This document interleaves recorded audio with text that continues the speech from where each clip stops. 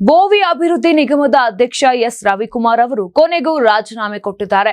ಭೂ ಒಡೆತನ ಯೋಜನೆಯ ಫಲಾನುಭವಿಗಳಿಂದ ಕಮಿಷನ್ ವಸೂಲಿ ಮಾಡಿದ ಗಂಭೀರ ಆರೋಪ ಇವರ ಮೇಲೆ ಕೇಳಿಬಂದಿತು.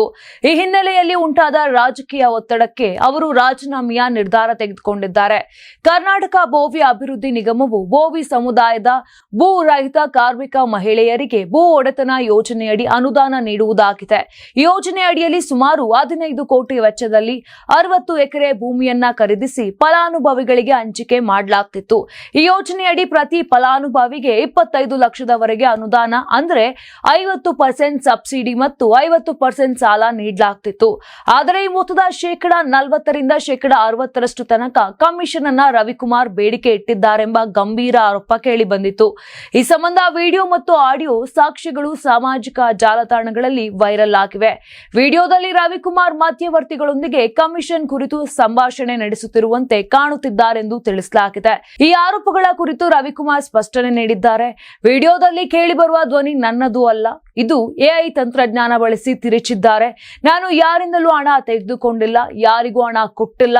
ವಿಡಿಯೋವನ್ನ ಎಫ್ಎಲ್ಸ್ಗೆ ಕಳಿಸಿದ್ರೆ ಸತ್ಯ ಬಹಿರಂಗವಾಗುತ್ತೆ ಅಂತ ಸ್ಪಷ್ಟಪಡಿಸಿದ್ರು. ಜೊತೆಗೆ ಈ ಹಿನ್ನೆಲೆಯಲ್ಲಿ ನಿಗಮದ ಕೆಲ ಅಧಿಕಾರಿಗಳ ಪಾತ್ರವಿರಬಹುದು ಅಂತ ಶಂಕೆ ವ್ಯಕ್ತಪಡಿಸಿದ್ದಾರೆ. ಸಮಗ್ರ ತನಿಖೆಗೆ ಒತ್ತಾಯ ಕೂಡ ಮಾಡಿದ್ದಾರೆ. ಈ ಆರೋಪಗಳ ಪೈಪೋಟಿಯಲ್ಲಿ ಜೆಡಿಎಸ್ ಮತ್ತು ಬಿಜೆಪಿ ಪಕ್ಷದ ನಾಯಕರು ತೀವ್ರ ಟೀಕೆಗಳನ್ನ ಮುಂದುವರಿಸಿದ್ದರು. ಇದೇ ಸಂದರ್ಭದಲ್ಲಿ ರಾಜಕೀಯ ಒತ್ತಡ ಹೆಚ್ಚಾಗಿದೆ. ರವಿಕುಮಾರ್ ಅವರ ಮೇಲೆ ಗರಂ ಆಗಿದ್ದ ಸಿಎಂ ಸಿದ್ದರಾಮಯ್ಯ ಕೂಡಲೇ ರಾಜೀನಾಮೆ ನೀಡಲು ಸೂಚಿಸಿದ್ದರು.